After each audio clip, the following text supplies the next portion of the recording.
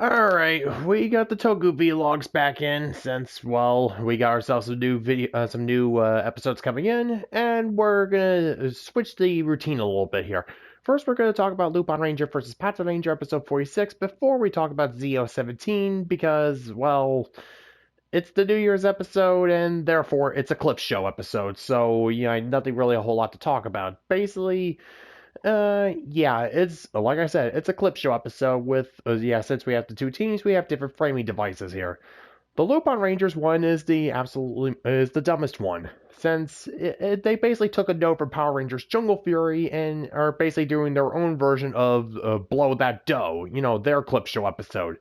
Basically, there's another Pawdaman who has there's another Gangler who's basically just a Pawdaman with another safe on his head, as seen in a couple of episodes, like around 20 or so episodes ago. Anyway, he has a collection piece that has the power to drag anybody into his personal pocket dimension, and basically just wants to play a game with them. But of course, since he's a Gangler, of course this isn't the case. And yeah, basically he has the Lupin Rangers plus Noel stuck inside of his pocket dimension, basically doing like little trivia and improv games with him. And yeah, one of the questions was, could you please present your greatest treasure or something along that lines? The Lupin Rangers do the absolute dumbest thing ever and splay out all their collection pieces. And if it wasn't for the fact, and yeah, the Potamon uses his collection piece powers to trap the four inside of his pocket dimension while he gets away with all the collection pieces. And if it wasn't for Goody knocking him out and tricking him into like releasing them, then they would have lost all their collection pieces. And yeah, nice work, Lupin Rangers. You just barely avoided winning a Darwin Award. And yeah, the Pata Rangers actually get the better framing device for this, since this is where Keiichiro addresses to Hilltop, Tsukasa, Sakuya, and Jim about how he's figured out that Kairi, Umika, and Tuma are the Lupin Rangers, using the clips there to basically make his case.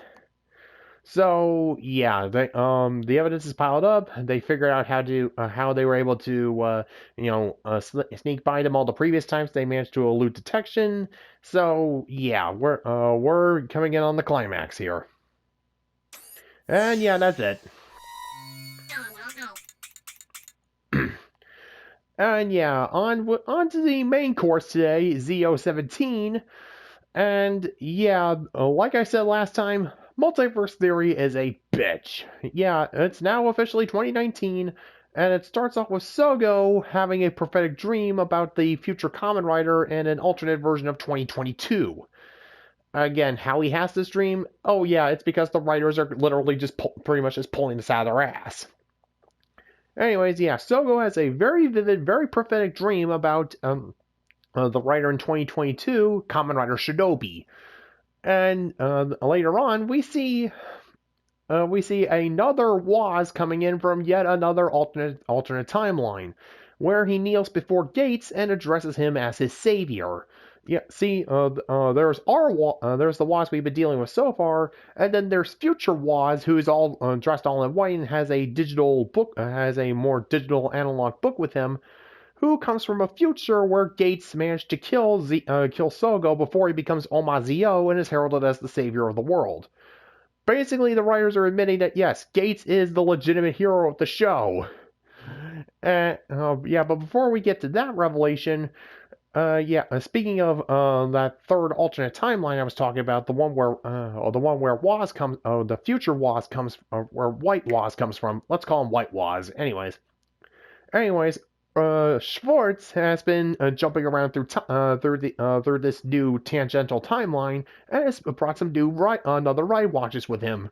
One of which he gives to and he turns ironically the guy who would later become the actual Kamen Rider Shinobi into another Shinobi. Yeah. So we have a future so we have a future Kamen Rider as his another Rider counterpart. Yeah. So yeah, this is actually going to completely screw things up royally. I mean, so Okay, so now we have three, possibly four timelines to deal with here. First, there's the one where we live in, where after Zi-O is resolved, we're gonna get our actual canonical future Kamen Riders. Then there's the timeline of Oma-Zi-O, followed by the timeline where Gates kills Oma-Zi-O, and then there's the timeline where, yeah, let's see, another Shinobi was created from the guy who would actually become Shinobi, and thus, okay, so he's basically has basically created a causality loop here. He can't, basically an invincible another rider. They can't defeat another riders until they manage to get until they get the ride watches from their original counterparts to defeat the another rider. But the another writer in question this time is actually created from the guy who will become his source counterpart. So where are they going to get the means to destroy him? To destroy another shinobi? Well, yeah, that's where White Wasp comes in. See, he's not just he's not just another Wasp to deal with who worships the ground Gates walks on, but he has some superpowers with him. One, there's no other way to say this. He has the power of Heaven's Door. Basically, he just writes down whatever he wants in his little digital journal thing, and it happens. It literally is Heaven's Door. It even has the power to overwrite the time-stopping abilities of the Time Jackers. And yeah, you have somebody who could do this. He wins. All he just has to do is write down Oma-Zi-O has Tokyo Sogo, Tsukiyomi, and my alternate universe self suffer a fatal heart attack. That's all he has to do to win. Just literally just use your future watch, future book thing as a death note, and you have secured the future of Gates as the world savior. But he's not going to do that because then that would end the show. Again, the show is so stupid. It keeps presenting ways that the plot could end, but it doesn't take advantage of it because the show is written by a bunch of lobotomized chimpanzees. He could just use his. He could just use. It's literal. It's not just Heaven's Door. It's also a mixture of. Thoth. Yeah, you know that comic book from that Oingo had, who has the ability to predict the future, or predict the future that's favorable to them, to its users. So whoever follows it to the T, manages to again secure a decent future.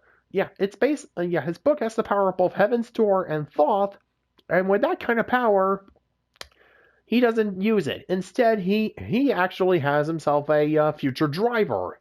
It's not the ZU driver that Gates and and Sogo have, but instead it's this.